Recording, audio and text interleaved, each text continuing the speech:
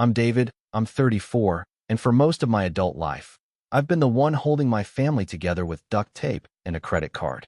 I guess you could say I'm the responsible one in the eyes of the world, but to my family, I've always been the bank with a smile.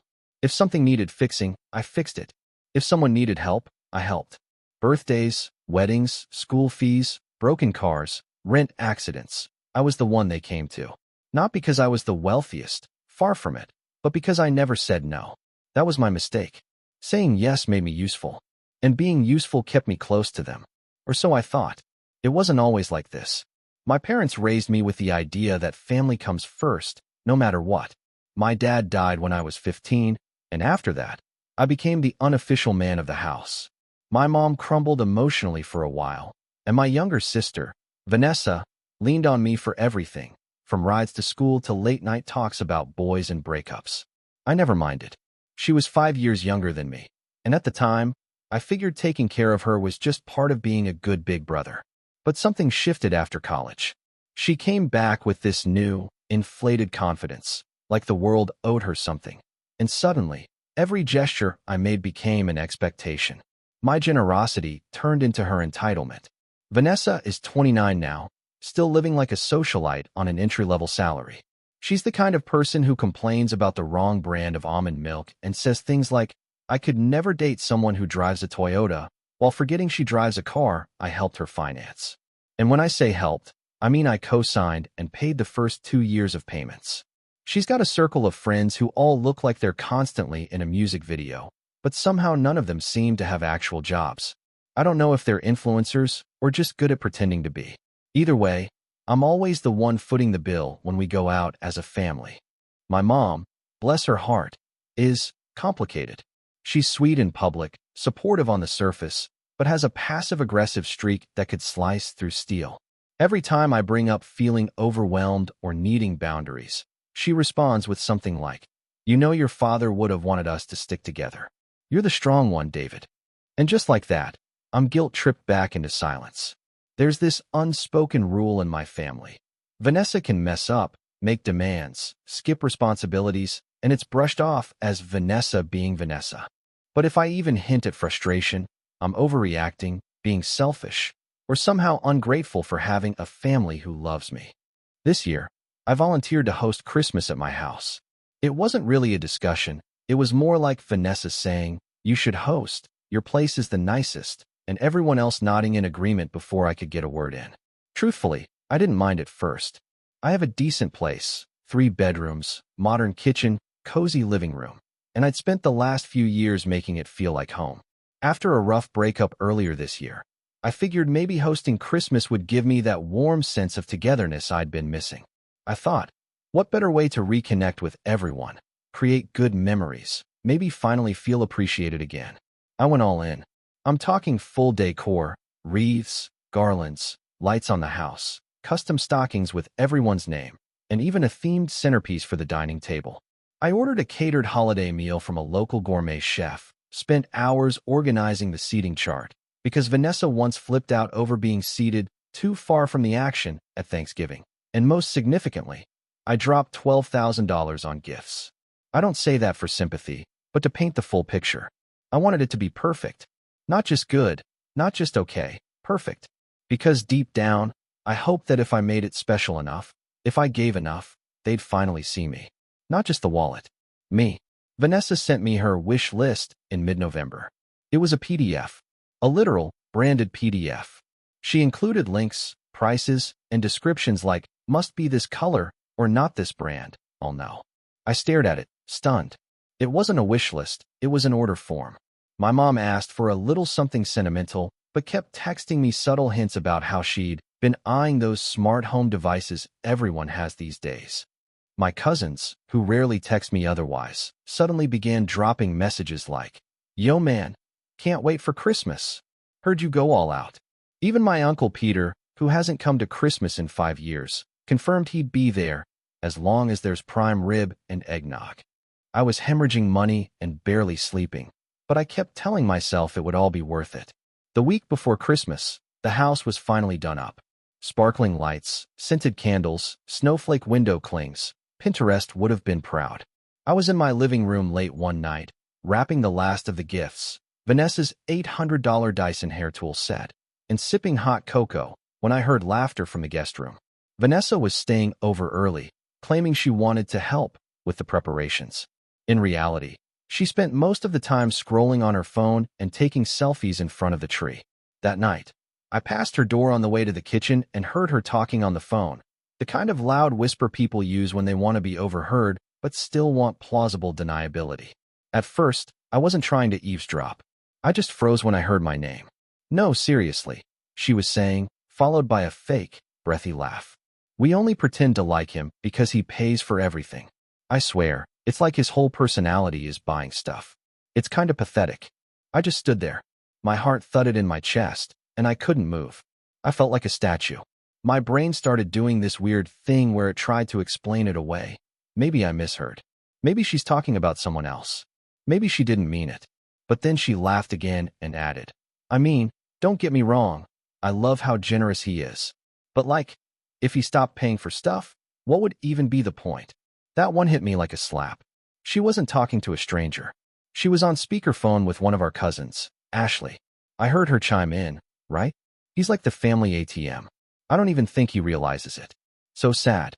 They both laughed again. Then Vanessa said, "Ugh, I just hope he got me the right version of the Dyson.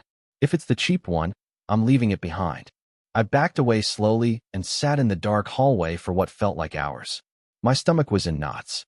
I couldn't believe what I'd just heard, but there it was, echoing in my mind. We only pretend to like him because he pays for everything. The people I was bending over backward for, the people I thought I was making happy, were mocking me behind my back like I was some clueless clown. I didn't sleep that night. My mind kept going in circles, replaying every moment from the last few years.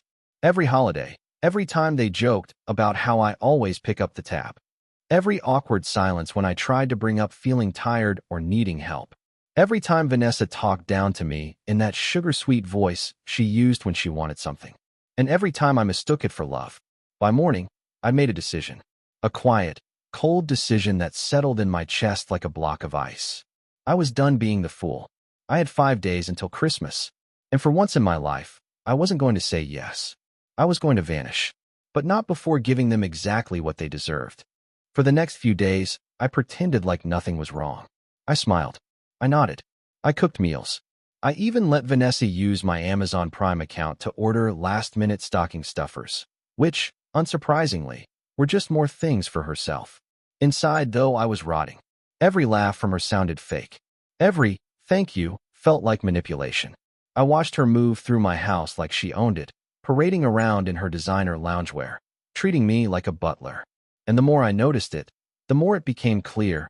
This wasn't new. I just hadn't let myself see it before. 2 days after I overheard that phone call, I was out on the porch setting up the fake snow machine Vanessa insisted we needed for the aesthetic when my cousin Ashley arrived early. She brought her boyfriend and made a big show of squealing when she saw the decorations.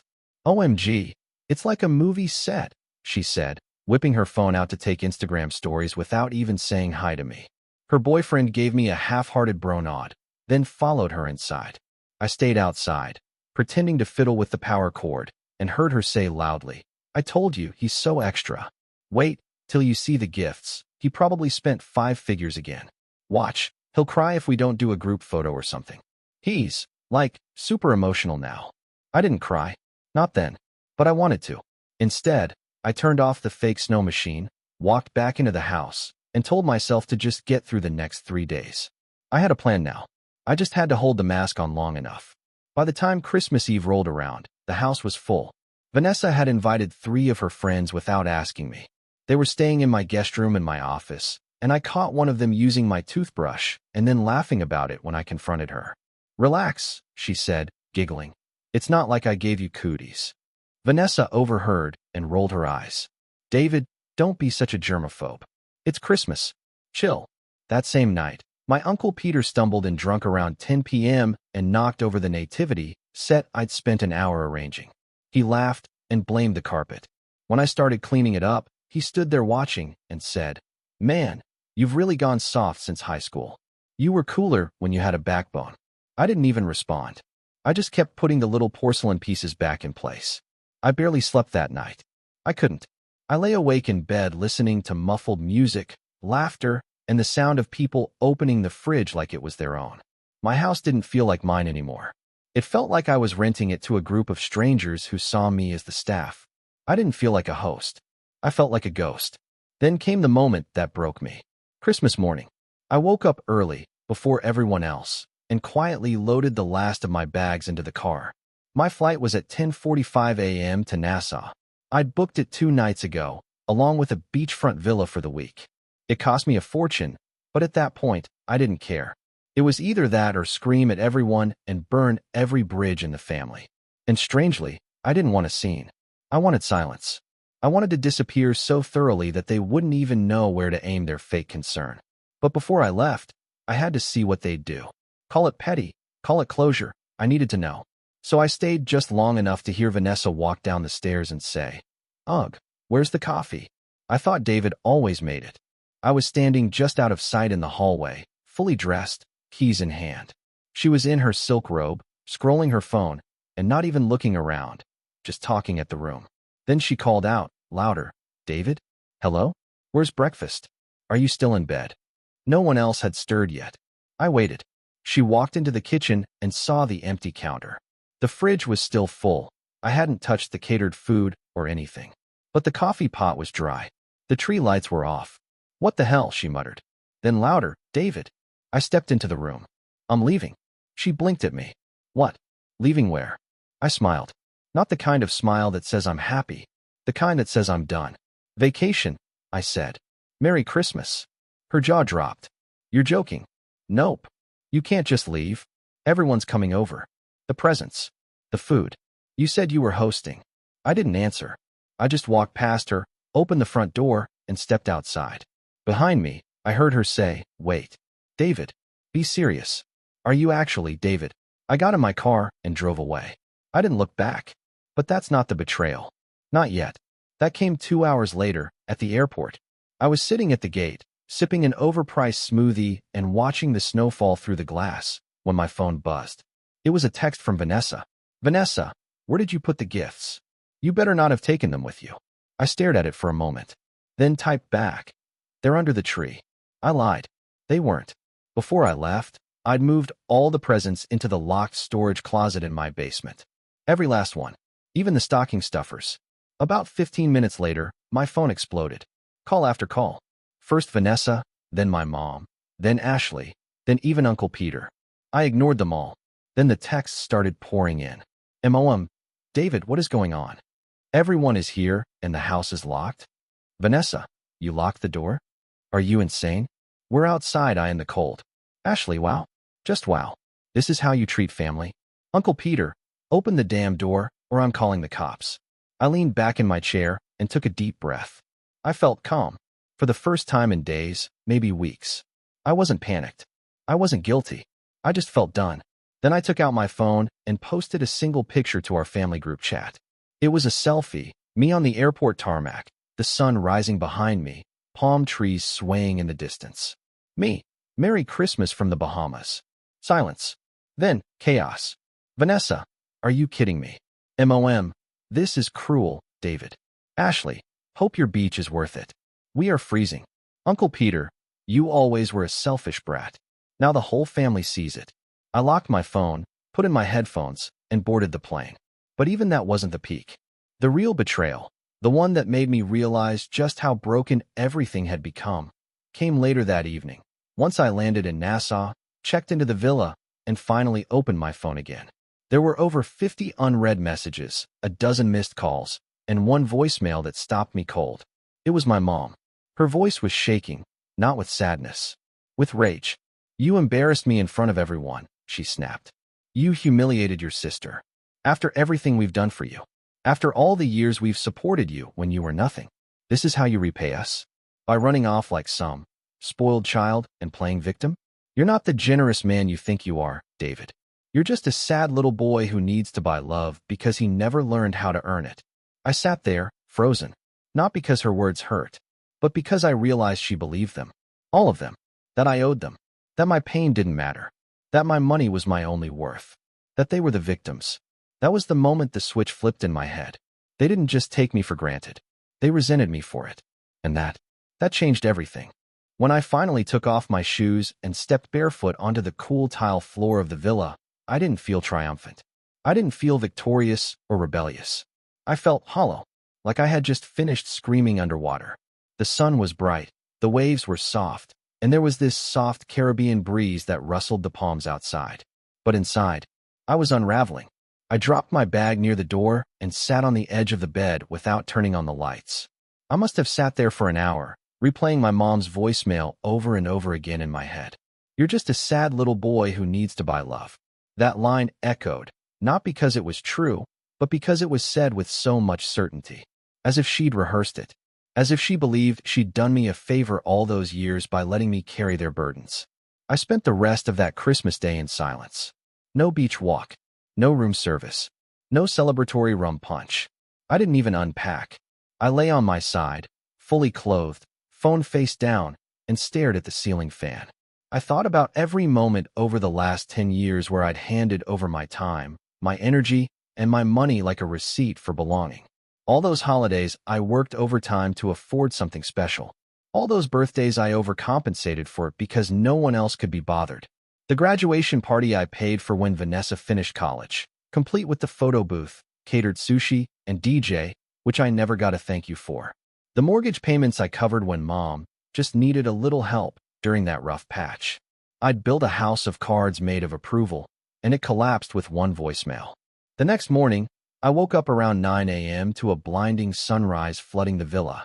My head hurt, not from alcohol, but from emotional hangover. My phone buzzed on the nightstand, but I ignored it. I knew what it would be. More guilt, more anger, more twisted logic where I was the villain. I wasn't ready for it. Instead, I showered, put on clean clothes, and stepped outside for the first time since arriving. And just like that, I was hit with the scent of salt, the gentle crashing of waves, and a breeze that didn't judge me. The villa's backyard opened directly onto a private stretch of beach. No tourists, no music, just sand, sea, and me. I stood there for a long time, my feet buried in the sand, staring out at the horizon. That's when it hit me. No one knew where I was. No one could demand anything. No one could walk through a door and interrupt. I didn't have to explain myself. I didn't have to perform. I was free, and it terrified me, because I didn't know who I was outside of them. That was rock bottom. Not the betrayal, not the texts, not the voicemail.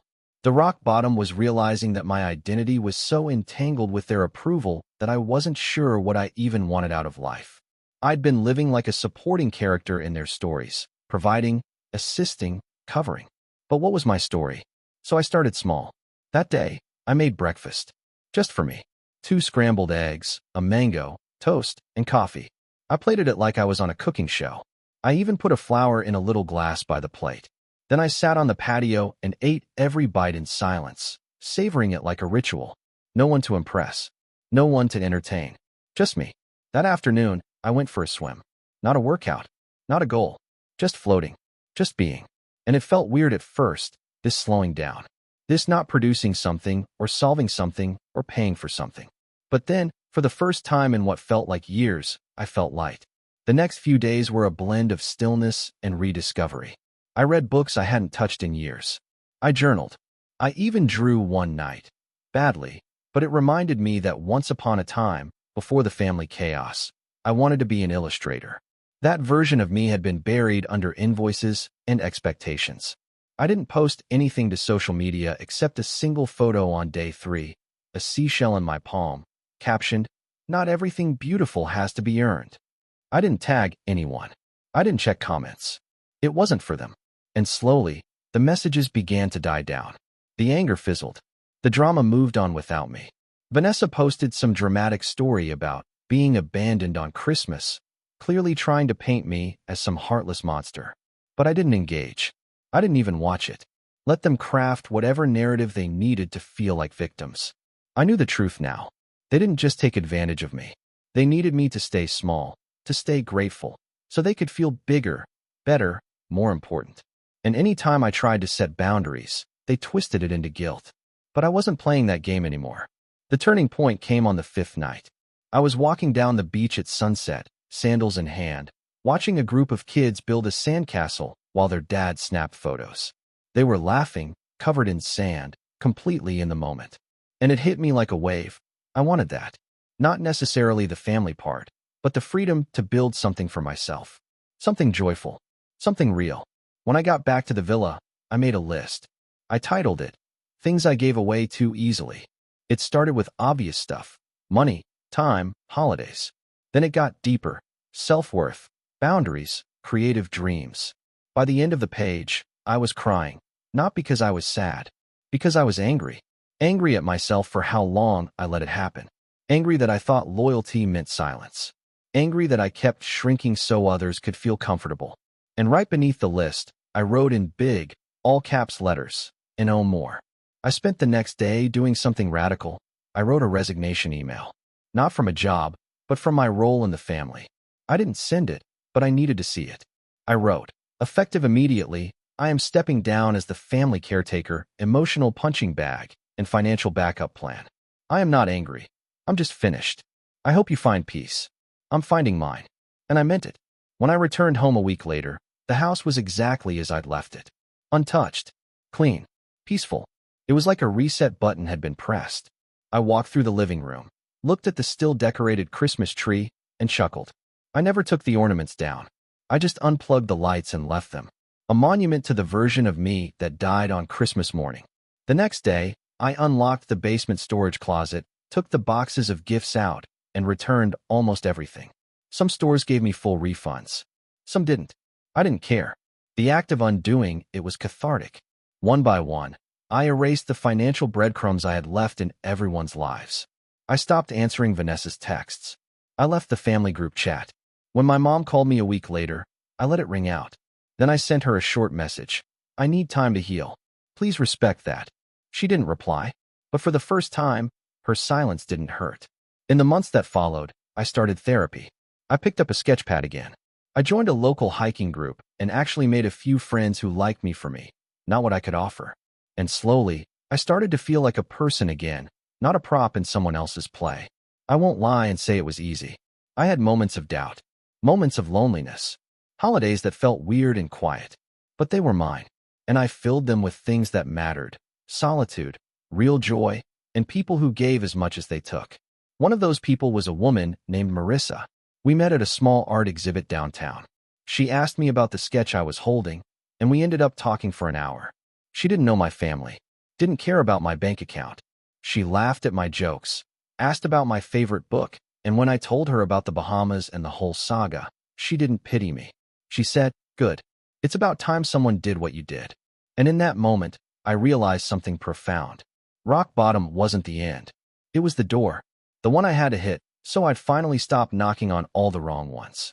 And now? Now I'm walking through the right ones. I didn't set out looking for revenge. Not at first. In the beginning, it was just about peace, distance, healing, learning who I was without playing the role they'd carved out for me. But the deeper I dug into my own life, the more I started to see the rot clearly. I wasn't just used. I was manipulated.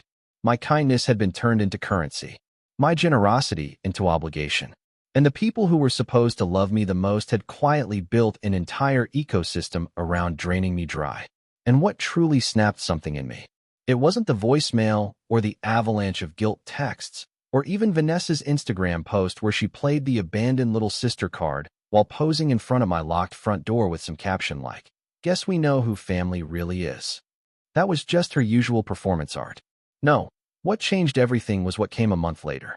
I got a letter in the mail, real paper, stamped and sealed, from my mother. It wasn't an apology. It was a request. Inside was a typed message, complete with bullet points and bold text. She was planning Vanessa's 30th birthday party, and she wanted me to host it at my house. Not if I wanted to. Not if I was available. She wrote, "We are assuming you'll do it, since your place is the nicest and you've always been the most organized." She listed estimated headcount, 40 plus, expected menu themes, and even suggested decor packages I could purchase. She included a PS at the bottom. "Please don't be dramatic like Christmas. Vanessa's been through enough." I stared at that letter for 10 minutes, then laughed. I laughed so hard I had to sit down. It was that kind of laugh you let out when the insanity becomes so clear, it's almost funny. Almost. And then I got very, very quiet. I wasn't going to burn bridges. No, I was going to rebuild one. So I could walk them across it and pull the support beams out from underneath them at the perfect moment. That night, I started the plan. It wasn't about vengeance in the flashy movie sense. No dramatic confrontations. No shouting matches. I didn't want chaos. I wanted clarity. I wanted them to feel the ground shift under their feet so subtly they didn't notice until it was too late. Because the best revenge isn't loud. It's silent. It's strategic. And it starts with access. I wrote my mother back. Handwritten, on thick ivory stationery. Dear Mom, thank you for the letter. I appreciate the thought you put into Vanessa's birthday plans. I'd be happy to help host, as long as a few ground rules are respected. I'll handle the house, but I'd like to delegate the gift coordination, decorations, and entertainment. Let me know if that works. Warmly, David. It was the kind of message that looks polite on the surface, but is laced with quiet control. I was saying yes, but on my terms. I knew they'd accept it. They always did, as long as the result made them look good. And right on cue, Mom texted me 2 days later. So glad you're back to normal. Vanessa will be so touched. Back to normal. That phrase sat with me like a bitter pill. They still didn't get it, but they would. Over the next few weeks, I prepared like a general. I made spreadsheets. I mapped out roles.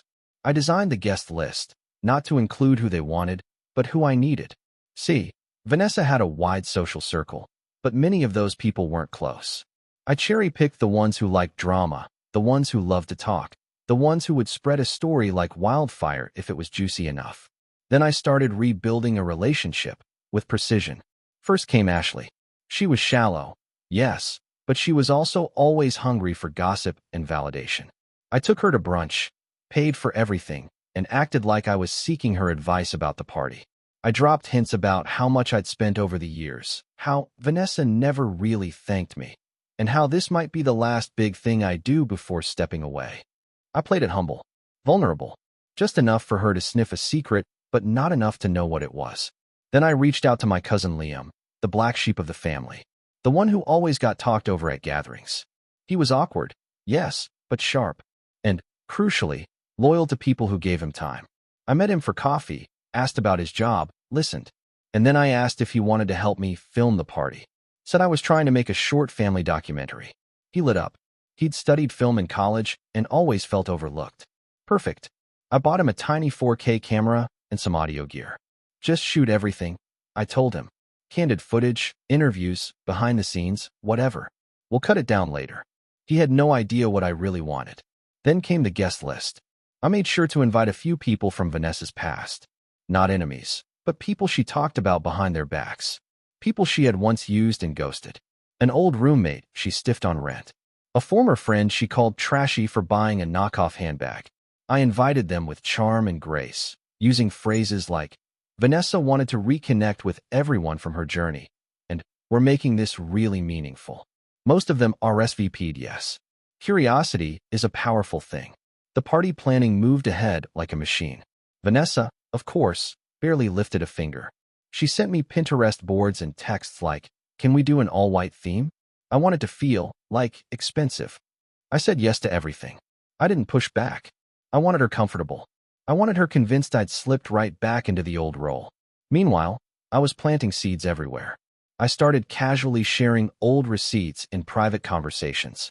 Did you know I spent $3,200 on her graduation party? Crazy, right? Or, I once covered her rent for 4 months when she didn't tell anyone she'd lost her job. I never sounded bitter, just amused, bewildered, like someone finally connecting the dots out loud. And those dots, they spread. Ashley texted me late one night. Vanessa told me you never helped her financially. Is that true? I responded with a screenshot of a Venmo transfer labeled Rent, April. Silence. Then, yikes. She said you were just trying to buy her love. I didn't respond. I didn't have to. By the time the party week rolled around, the web was fully woven. I had Liam ready to film, Ashley primed with curiosity, and Vanessa completely unaware that she was walking into a house rigged for revelation. And then, 3 days before the party, I pulled the final string. I scheduled a delivery to my front door. A beautiful white envelope, hand-lettered. Inside was a printed speech. The speech I was going to give at the party. It was addressed to Vanessa. Inside, it started with praise. Sweet memories. Childhood stories. How much she'd meant to me growing up. Then, halfway through, it shifted. It listed every dollar I'd spent. Not angrily. Just factually. Just documented. Then it spoke about love, and how real love doesn't come with conditions. How gratitude isn't about repayment, but recognition. And how sometimes the people who give the most are the ones you see the least until they're gone. I had no intention of reading it aloud, but I wanted her to wonder. And that was the beauty of it all. She read it. Ashley confirmed it. Vanessa called her crying the night she received it. He's going to embarrass me, she said. He's going to make me look ungrateful. And Ashley, God bless her, responded, well, are you? By the time the day of the party arrived, the stage was set. The house looked perfect. White roses, crystal glasses, soft music. I was dressed in a crisp navy suit, smiling, hosting, pouring champagne like nothing had changed. But everything had. And by midnight, the mask would shatter. And Vanessa? She'd finally see the mirror I'd been quietly polishing for months. The party started like a dream. Guests arrived in waves, dressed in whites and silvers, posing for photos in front of the V30 balloon arch in my backyard. The champagne flowed. The catered sushi boats were a hit. A violinist played near the pool. Vanessa walked around like she owned the world, hugging people she hadn't spoken to in years, dropping names, tossing her hair over her shoulder like she was walking a red carpet. And I played the perfect host. I smiled, refilled drinks, thanked people for coming. I was warm, present, and quiet, never drawing too much attention, just enough to keep everyone comfortable. I greeted Vanessa like nothing had ever happened between us. She acted surprised, like she wasn't sure whether I'd still be cold from Christmas, but she hugged me anyway and whispered in my ear, you didn't have to go all out like this, but I'm glad you did. I just smiled and said, of course. You deserve it. She beamed. She had no idea. Liam, meanwhile, was floating through the crowd, camera in hand, capturing candid footage just like I asked. He was a natural, asking little questions here and there, panning over decor, filming clinking glasses, impromptu what do you love most about Vanessa, soundbites. It was all part of the setup. Around 9 p.m., we gathered everyone around the pool for the toast. Vanessa stood on the raised stone platform in front of the fire pit, arms open wide, bathed in candlelight. She looked stunning, I'll admit. Long white satin dress, hair curled, makeup flawless. She tapped her glass. I just want to say, she began, her voice already slightly slurred from the champagne. This is honestly one of the most amazing nights of my life. And I owe it all to my big brother. David, you've always gone above and beyond for me. You're like, I don't know, my guardian angel or something. Polite laughter rippled through the crowd. She turned to me and raised her glass. Thank you for this. Seriously, I don't say it enough, but I love you. Everyone clapped. Someone shouted, speech. Others joined in. She turned back to me, giggling. Come on, David. Say something. I stepped forward slowly, feeling my heartbeat in my ears. Liam was behind me, camera rolling. I cleared my throat. Vanessa, you've always had a way of making an entrance. She laughed, the crowd laughed. I smiled gently and continued. I'm not usually the one holding the microphone. But tonight, I wanted to do something a little different. Because turning 30? It's a milestone. And you only get one shot to say something that really matters. The crowd went quiet. I reached into my pocket and pulled out a small stack of envelopes. Thick, cream-colored, tied with a gold ribbon. Tonight, I want to give you a gift that isn't on your wish list. In fact, it's not just for you. I turned to the crowd. It's for all of you. Vanessa shifted on her heels. Wait, what's going on? I handed a few envelopes to Liam and motioned for him to begin passing them around. Inside these envelopes are receipts. Literal and emotional. People started murmuring. These are records of the last 10 years. What I've spent. What I've covered. What I've forgiven. There's no shame in them. No bitterness. Just truth. Because sometimes we get so comfortable being taken care of, we forget to ask what it's costing the other person. Vanessa stepped forward, eyes wide. David, what is this? I met her gaze. A mirror. Some guests were already reading. The whispers spread like wildfire. Liam stood near the pool with his camera aimed at Vanessa as she flipped open one of the envelopes and scanned the pages. Her face drained of color. What is this supposed to be? She said, her voice rising. This is petty. This is manipulative. You're making me look like a monster. No, I said calmly. You did that all by yourself. I'm just turning on the lights. Gasps rippled through the crowd. A few people were shaking their heads. One of Vanessa's old roommates, Nina, held up a page. Is this real? You paid her rent for 6 months. 10, I said softly. The sixth was just the last I could prove. Vanessa's jaw tightened. Why are you doing this? On my birthday? Because you made Christmas about yourself, I said. And when I finally stood up for myself, you told everyone I was heartless. That I abandoned the family. That I was pathetic. I overheard the phone call. Vanessa, I heard you say you only pretend to like me because I pay for everything. Silence. And then Ashley, from the crowd, said under her breath, he's not lying. Vanessa turned to her. Excuse me. Ashley crossed her arms. You've said worse. Don't act surprised. You've been using David for years, and you know it. The guests looked around uncomfortably. One by one, the illusion was unraveling. People began backing away. Some returned the envelopes to me quietly, nodding in quiet understanding. Others looked at Vanessa with a mixture of pity and disbelief. My mother stepped forward, trying to save face. David, this was cruel. I don't know what you think this accomplishes. I think it accomplishes freedom, I replied. For the first time in my life, I'm not hiding behind my own generosity. I'm showing my work. And if that makes people uncomfortable, so be it. She tried to speak again, but I held up a hand. No more guilt, Mom. No more manipulation. I'm not the family vault. I'm not your safety net. I'm a human being, and I'm done being quiet about how much I've given. Then I turned to the guests, holding my glass. To anyone here who ever wondered if I was okay, thank you. I'm doing better now than I ever have. And I don't need applause. I just need space. I raised the glass. To truth. A few people clinked theirs in return. Others stood frozen. Vanessa looked stunned. Her bottom lip quivered, not from sadness. From rage. You ruined my birthday, she spat. No, I said. I redefined it. And with that, I walked back inside. I didn't slam the door. I didn't shout. I just left them there, blinking in the glow of fairy lights and the weight of exposure. Later that night, after the guests trickled out and the house was silent again, I stood by the window and watched Vanessa leave with her heels in her hand, mascara streaked, muttering something to my mother as they got into a car. Liam stayed behind. He handed me the camera footage and said, You want me to edit this? I shook my head. No, just keep it. One day I might. He nodded and left quietly. I poured myself a glass of whiskey, sat on the couch, and let the silence settle like dust. It was over. No more pretending. No more performance. I'd pulled back the curtain, and I hadn't lost myself in the process. For once, they weren't the loudest voices in the room. I was, and I didn't raise my voice to do it. Sometimes, the most powerful revenge isn't destroying someone. It's making sure they finally see themselves.